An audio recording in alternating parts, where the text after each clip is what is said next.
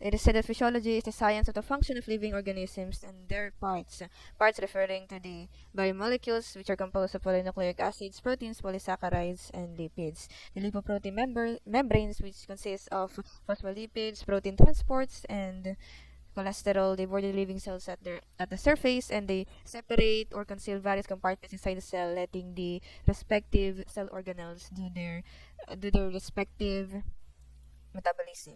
And finally, we have the developmental functions. This refers to the germination of seeds, growth, flowering, fertilization, and sexual reproduction, which form seeds. This will be elaborated furthermore in reproduction of the plants. The life cycles of the plants, meanwhile, they are regulated by effectors, whether external or internal. Abiotic factors, they may affect the life cycle of the plant. The light, it drives photosynthetic carbon dioxide fixation and photorespiration. However, too much of light can lead to over-energization of photosynthetic apparatus. It is said that light also heats up leaves that affects their signaling function. Red and blue light, they can function as effectors in signaling networks of the plants, which control their daily cycle. And finally, light leads to the developmental formation of sun and shade leaves. It is also said that light affects movements of stomatal guard cells, which may affect carbon dioxide uptake and loss of water vapor by transpiration. Finally, heat, cold, and freezing, which fall under temperature, are important stressors. The transpiration and silent flow of water affect uptake and distribution of nutrients. Nutrients and light interact in formation of sun and shade plants.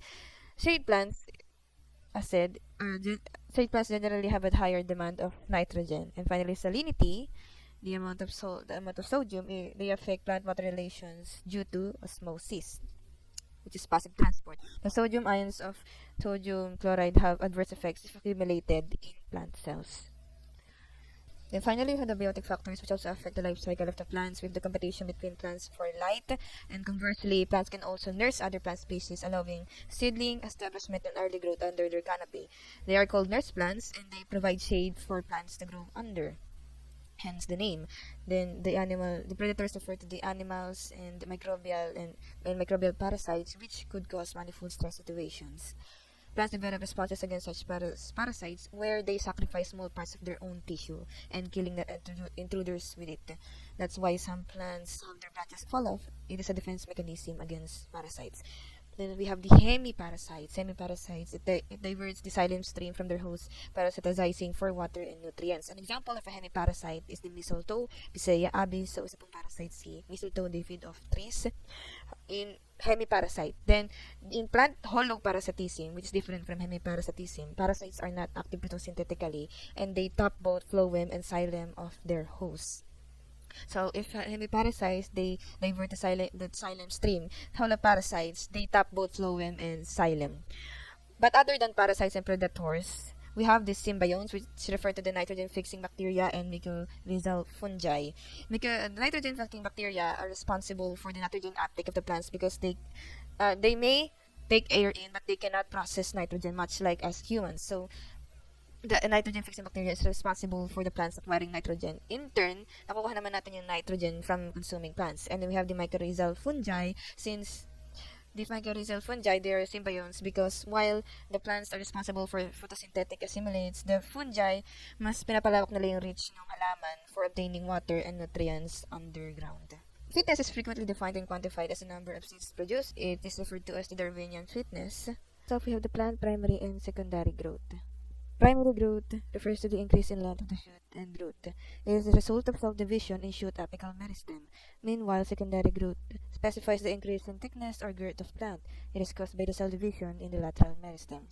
While herbaceous plants undergo primary, secondary is mostly noticeable in the woody. Secondary occurs in some dicots, but it occurs very rarely in monocots. Some plant parts continue to grow throughout a plant's life, also called indeterminate growth, while other plant parts, such as leaves and flowers, cease in growth when they reach a particular size, called termed as determinate growth. The primary growth it occurs mostly at the apices and tips of stems and roots. Hence the focus on apical meristem is the result of rapidly dividing cells in the apical meristems. It is the subsequent cell elongation, more focused tayo sa length in primary growth because it enables plants to seek water or sunlight. The influence of apical bud on overall plant growth is known as apical dominance, which diminishes growth of axillary buds that form alongside this of branches and stems. Most coniferous trees exhibit strong apical dominance, thus producing conical tree shape. However, if apical bud is removed, auxiliary buds will start forming lateral branches. Lateral, which refers to secondary. Secondary growth is the activity of lateral meristems. Lateral meristems, as discussed earlier, it includes the vascular cambium and in woody plants, the core cambium. Remember the 10-year interval? Vascular cambium is located just outside the primary xylem and to the interior of the primary phloem. Cells of vascular cambium divide and form secondary xylem, such as tracheids and vessel elements to the inside, and secondary phloem, which are sieve elements and companion cells to the outside. Stem thickening is due to formation of secondary phloem and xylem, plus the action of core cambium.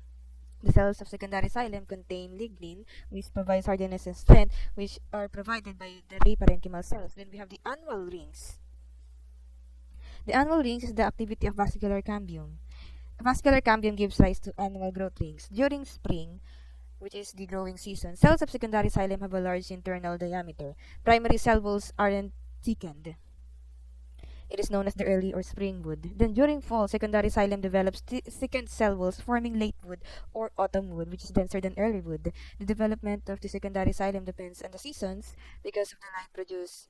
Because of the difference in the day length and night length of the days in seasons. An alternation of early and late wood is due to the seasonal decrease in number of vessel elements and the seasonal increase in number of tracheids. It is said that a light ring and a dark ring denote a whole year for the trees because of the difference of the influence seasons have on the growth of the secondary xylem.